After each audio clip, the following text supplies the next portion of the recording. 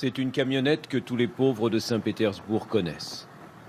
Celle de l'association Nochleshka qui depuis près de 30 ans vient en aide aux plus démunis. Premier arrêt, à la périphérie de la ville, entre l'autoroute et la voie de chemin de fer. La nuit vient tout juste de tomber, il fait moins 3 degrés.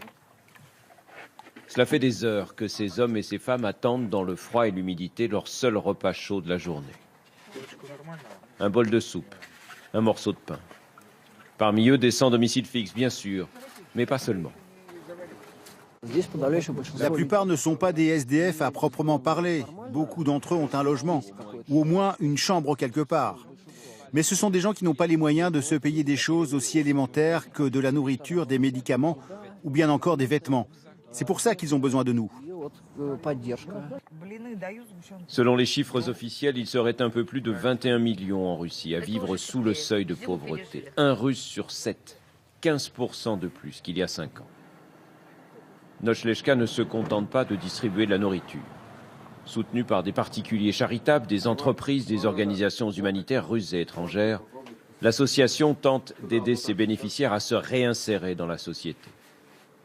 Avec la crise économique, le nombre de chômeurs ne cesse d'augmenter. On ne compte plus ceux qui fuient les campagnes dans l'espoir de trouver un emploi à la ville. Alexandre travaillait dans le bâtiment dans le nord du pays. Ça fait 5 mois qu'il dort à la gare. Je me suis fait virer de mon travail sur un chantier, du jour au lendemain. Ils ne m'ont pas donné un sou. Et depuis, je ne trouve rien.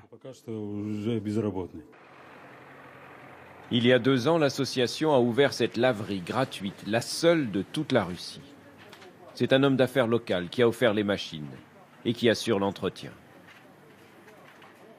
On peut aussi repasser les vêtements ici et donc la personne peut aller au rendez-vous pour trouver le travail.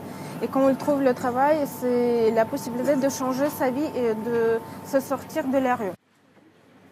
Un premier pas, un peu de dignité retrouvée. Les hivers sont longs à Saint-Pétersbourg. Tous les soirs, ils sont des dizaines à se serrer pour passer la nuit dans l'une des 3 tentes chauffées que Nochleshka a installées aux abords de la ville. On estime à plus de 50 000 le nombre de sans-abri dans l'ancienne capitale impériale.